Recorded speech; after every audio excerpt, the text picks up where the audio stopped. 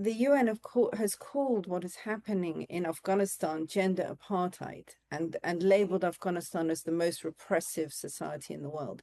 But those Afghan women and girls, they are not just lying down to this. They are taking, ownership of their own futures. They just need us to remember them. Hello, everyone.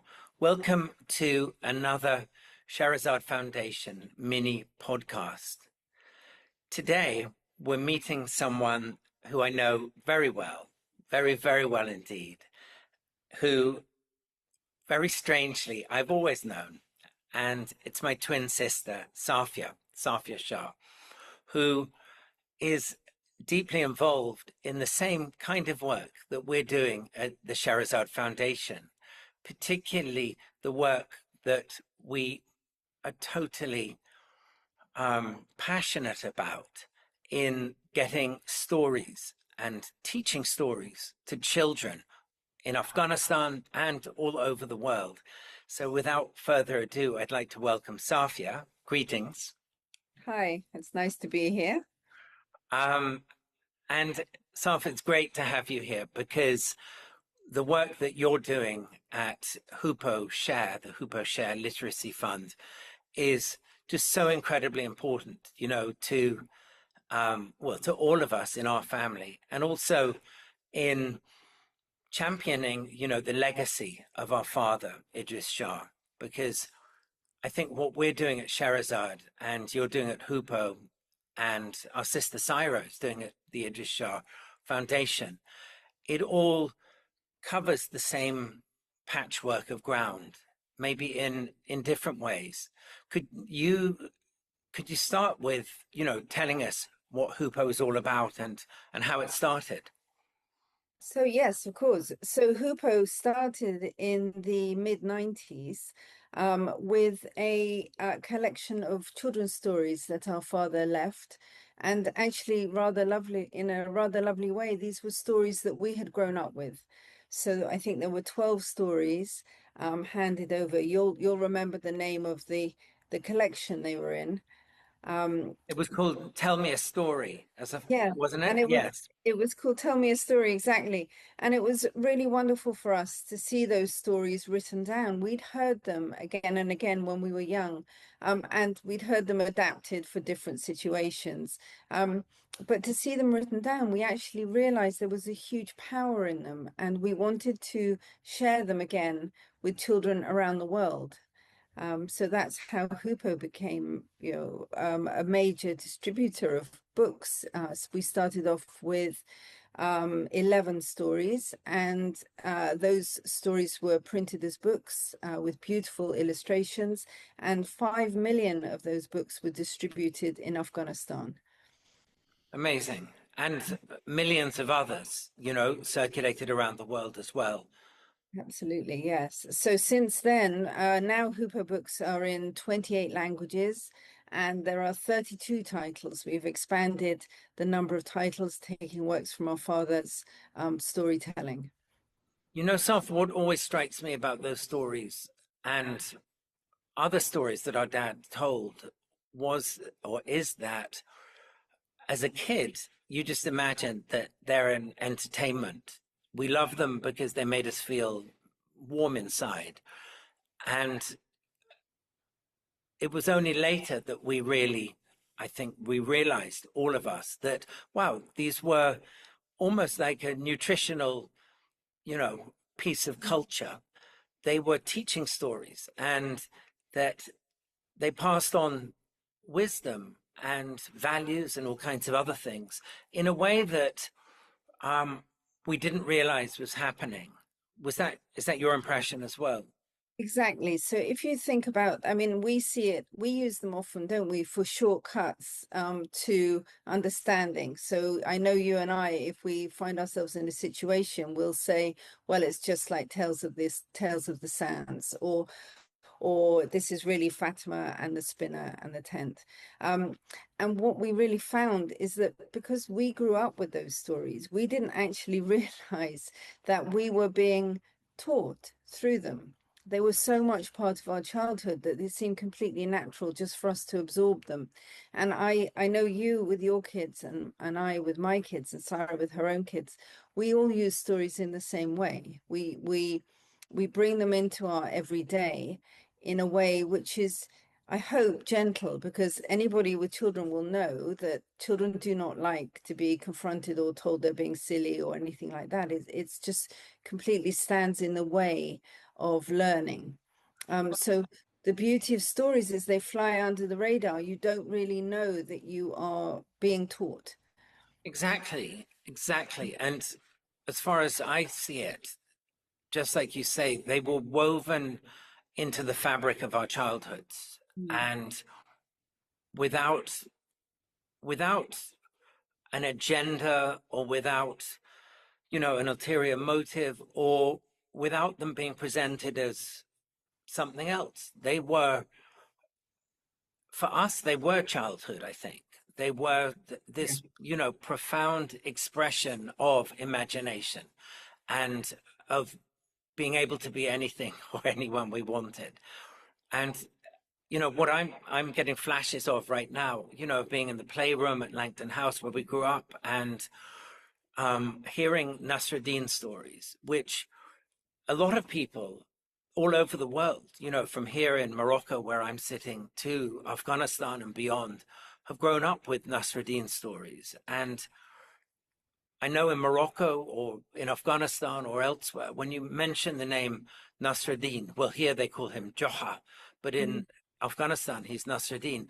When he's mentioned, people always smile and they'll slap their thigh because they're remembering a Nasruddin story. But these are these are not stories in the same way that the Occidental world presents stories as fairy stories or whatever. These are, I think, they're more of a kind of cultural bedrock in society, and they're a way that information and values are passed on. I don't know. That's very much my sense. So I think actually I agree. And you really put your finger on it when you mentioned imagination. Because if we think about how children learn, they learn through playing and they learn through entertainment. And if you think about the beauty of a story, it is this amazing imaginary world. Your brain is functioning, you are imagining all these scenarios, and you can play out all sorts of different scenes in your brain. And it's a very, very useful learning tool. Yeah, and I think what we've loved seeing is, how our own children have grown up with these stories, just like we did, and they feel kind of quite possessive about them, almost that they are our stories, that they're their stories. And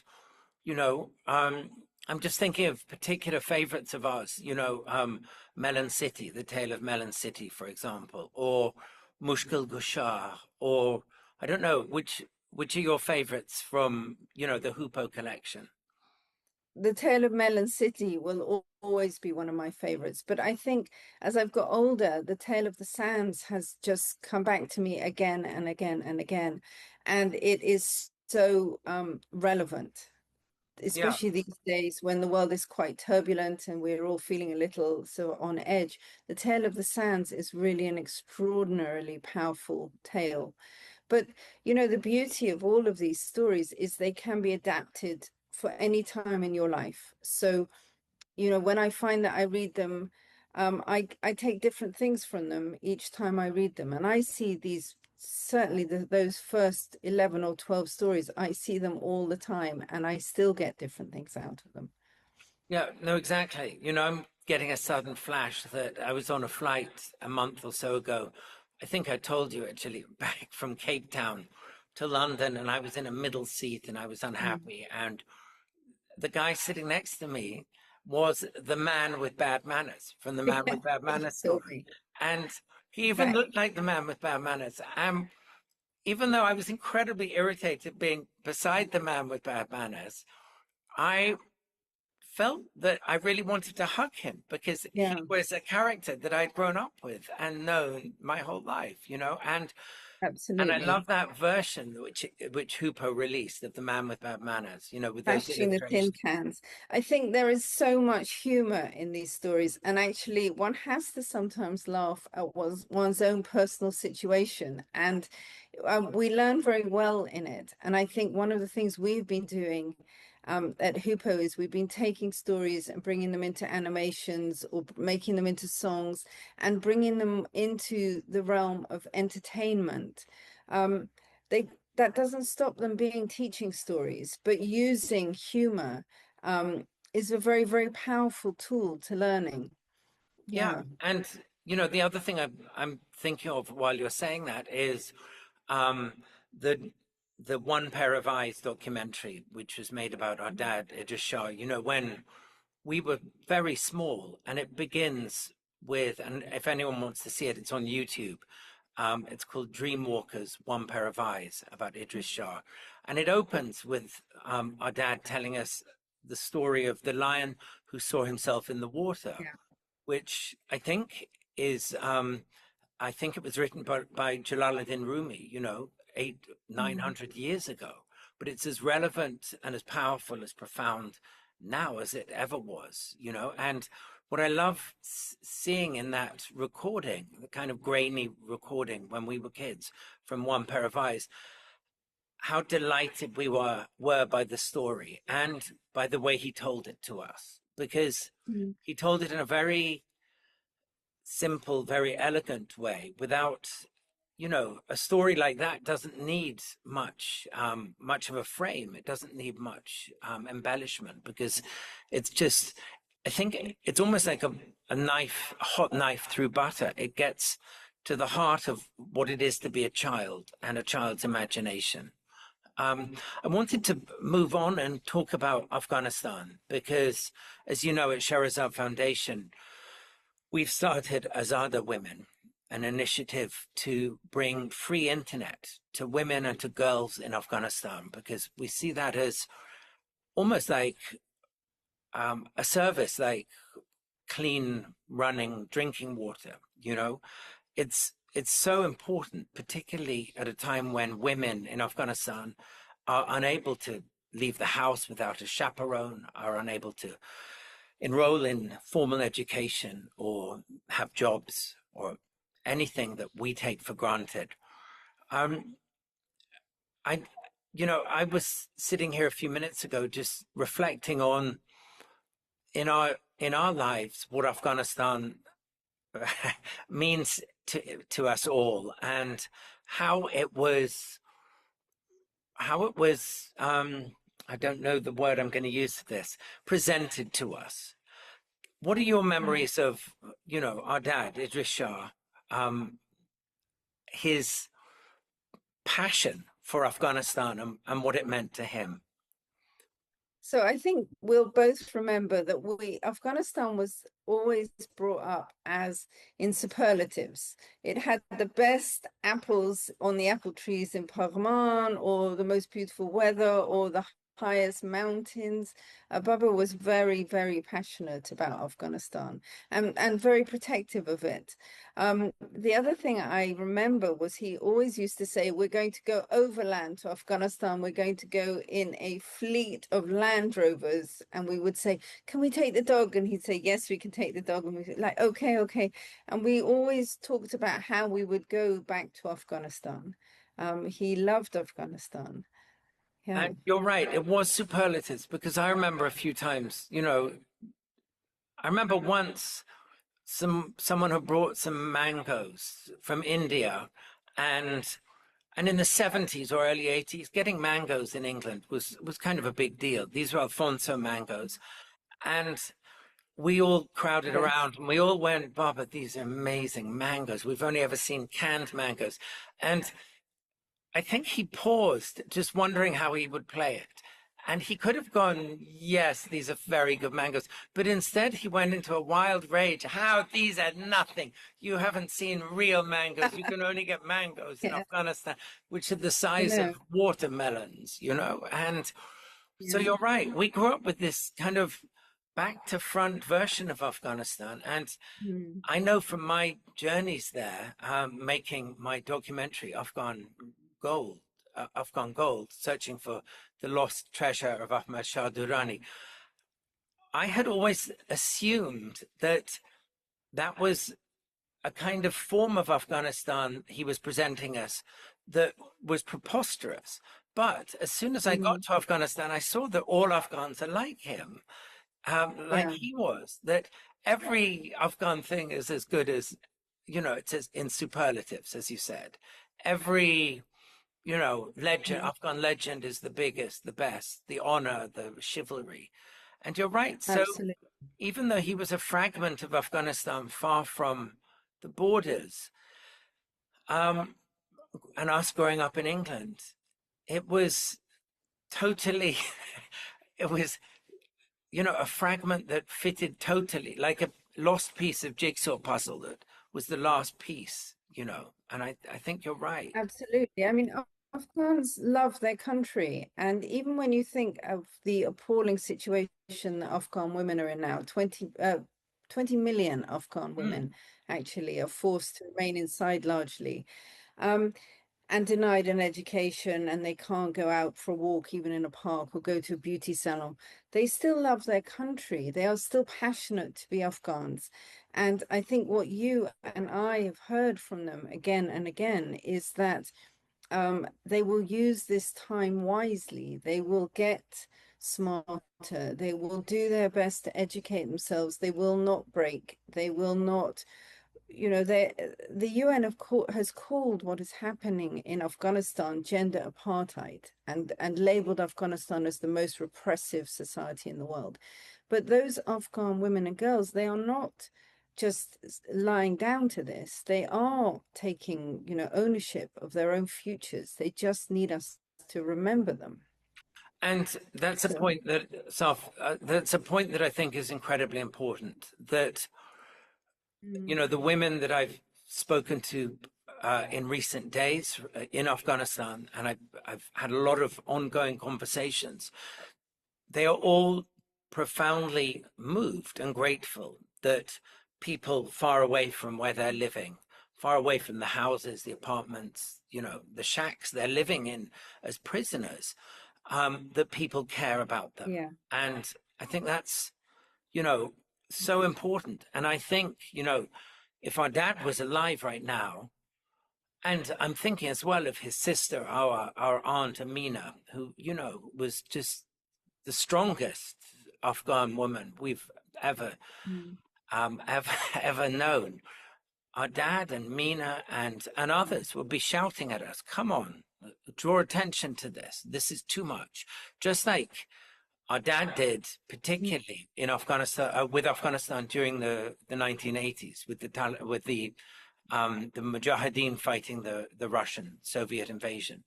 And you remember he wrote his novel Karakush and ran charities drawing yeah, attention to of course. Afghanistan. And part of his thing, as you remember, it was he had to tell the world about Afghanistan because back then nobody really knew much about it.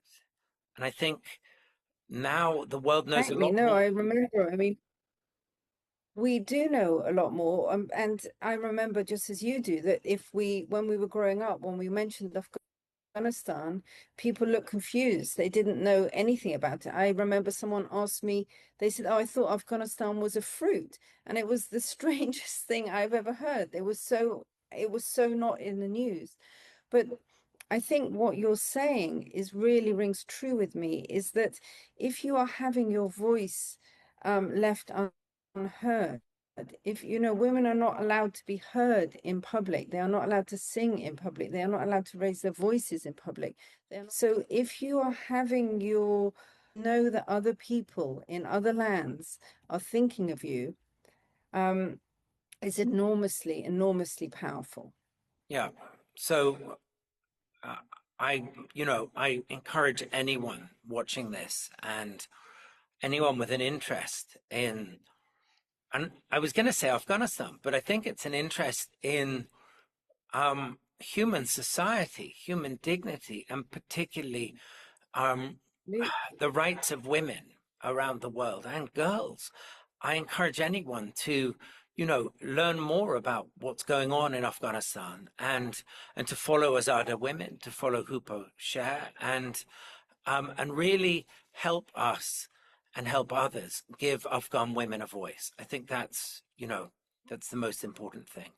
Safia, thank you so much. Great having you as a guest on our mini podcast, and Pleasure.